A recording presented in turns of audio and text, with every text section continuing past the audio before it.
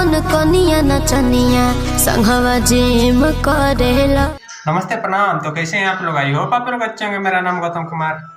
आज मैं एक ऐसे कलाकारनी के बारे में बात करने जा रहा हूं जो भोजपुरी में आई है तो तहलका मचा के ही जा रही है और तहलका मचा ही रही। जैसे कि ये वीडियो देख सकते हैं, ये वीडियो कुछ महीना पहले का है। खेसारी लाल यादव जो जिम कर रहे थे, को ये वीडियो बहुत ज़्यादा वायरल हुआ था। इसी के तौर पे एक सॉन्ग रिलीज किया गया है। जैसे कि ये फोटो में देख सकते हैं। फोटो देखने के बाद तो कोई चेहरे के मुमताज नहीं है भोजपुरी इंडस्ट्री में। इनका नाम शिवानी सिंह है।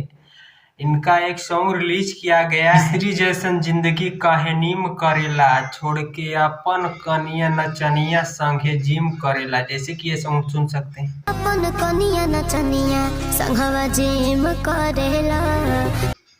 आई होप आपको सॉन्ग अच्छा लगा हो तो लाइक सब्सक्राइब शेयर करें। मिलते हैं नेक्स्ट ट्रेंड सॉन्ग के साथ, तब तक के लिए बाय।